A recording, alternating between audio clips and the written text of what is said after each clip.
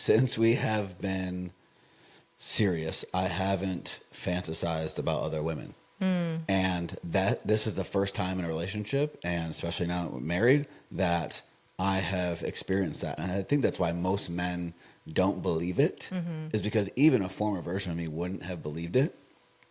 And the closest I have been to it is in our hardest times. Yeah.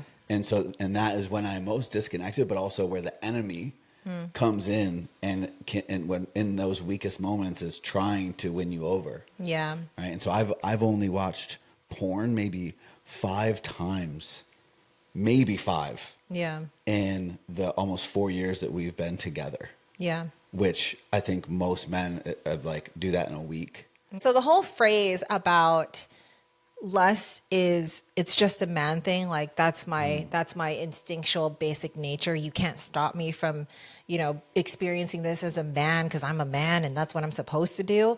What do you have to say about that? That is an excuse to not have self-control. Amen. And also self-control is one of the fruits of the Spirit, just so you guys know. Yes. And I think it's man's greatest feat, like his biggest achievement is to control himself in the physical, sexual, lustful part of him.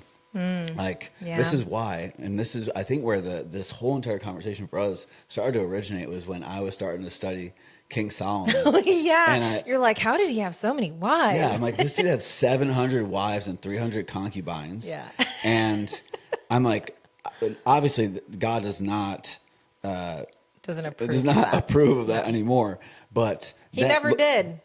Well, yes, yeah, correct. That was he still blessed Solomon. A perversion of, yes, he still blessed him in spite of that. Yes, though. But to see King Solomon have 700 wives and 300 concubines, and then to learn that our pastor once cheated on his wife, and then this pastor, like every pastor I talked to or learned about or consumed content from, and then all these other men that I respect that are men of God, for them to have cheated on their wives. I'm like, how then my dad and your dad cheating on my mom and your mom, like, how did these men get to that point? I want to understand this to better prepare myself to fight it. Yeah.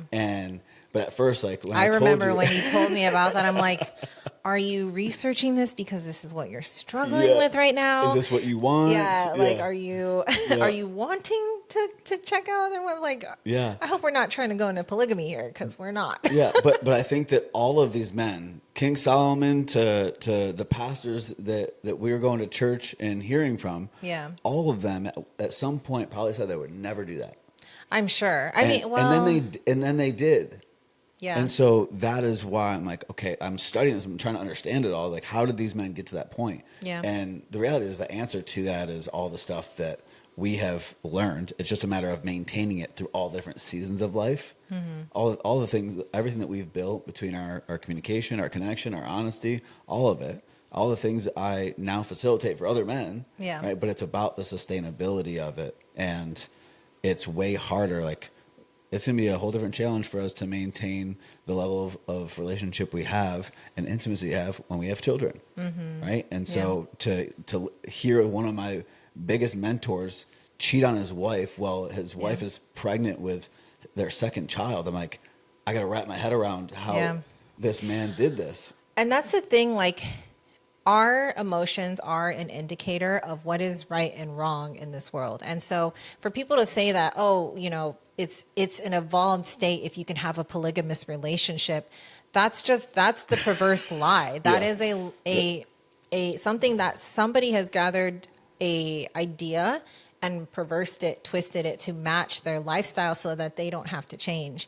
But it's very clear that cheating and infidelity is wrong due to how much people it hurts. It hurts your children. It creates separation in the household. It creates separation in you and I, in the covenant that we've created. That's not what God designed marriage for. Same thing with God. We have a covenant with God. We've committed ourselves to one God. He does not want us to have multiple gods. He's a jealous God. And that's what the relationships need to be. They're covenant relationships. Well, and this can lead to men building beliefs around their desires to be able to do what they want and Yeah. for it to be convenient. It's an excuse. Aubrey Marcus is a great example of this. Yeah, that where was the first he's person that listening came to to my mind. every other spirit but Yeah. the Holy Spirit and calling it God. Yeah. And He's saying saying a God, but that's lowercase g, not capital yeah, G. yeah, Yeah. And it's convenient for him because now there's no self-control required in the belief system that he is designed for himself, and then he's brought in teachers that fit those beliefs instead of, and he built this entire ecosystem based off of his selfish desires. But I also don't think he's doing it maliciously. I think he's trying to do it with good intent, but there's like it's almost like a filter, like a block.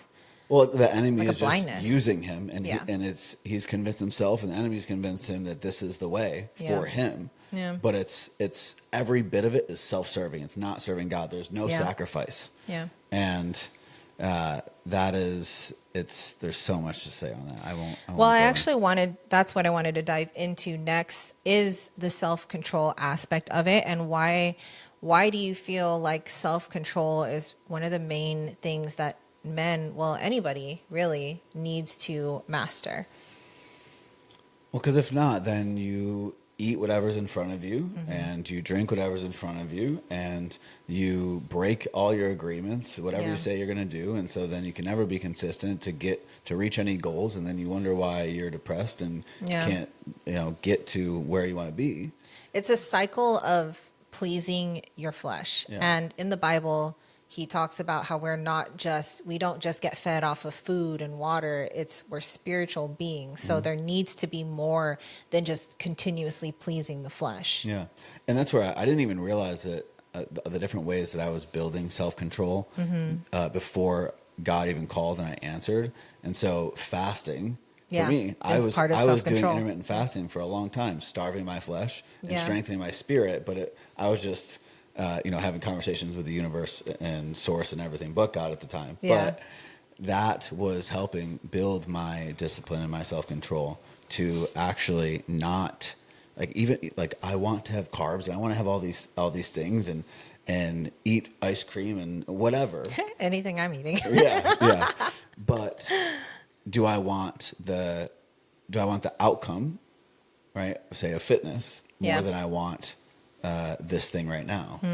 And if the answer is yes, then I have to control myself. And so sure, I could be drawn physically, biologically to all these beautiful women, right? And I could want to serve my flesh and the sexual desires that might come up, but the outcome of that, the consequence, the cost, versus the outcome I truly desire, which is just to feel fulfilled and have intimacy and connection, right? That just goes back to the hunger aspect of it's missing in your relationship if you're desiring it outside your relationship. And I think so many men have never experienced a relationship where they were truly fulfilled in it long-term, sustainably, where they could actually maintain the attraction and passion. And so they don't believe that it's even possible. And so then they excuse it because they haven't experienced it, because they've never also had the self-control that it requires to stay focused in this monogamous relationship, to continue to show up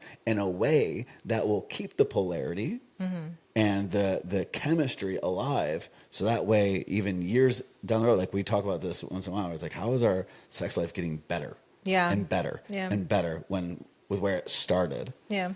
And that is because of our ability to have a relationship dynamic that sustains it. Yeah. It's kind of remember when I used to tell you I don't like flowers? Yeah.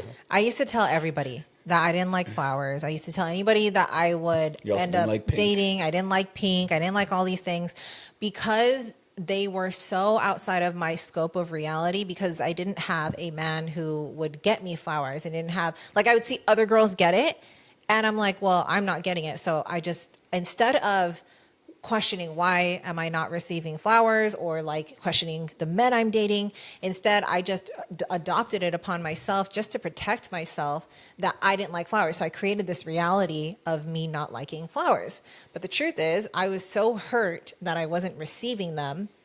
And I needed some sort of justification as to why that was happening. And it made me feel better. But at the end of the day, it was a lie. It's the same thing of people saying that they don't want to be rich, or Yeah. they don't want to be wealthy. They don't Yeah. care about money. Yeah. Like, no, it's not the case. You just don't believe that you can have And you that much haven't money. seen a healthy example of it.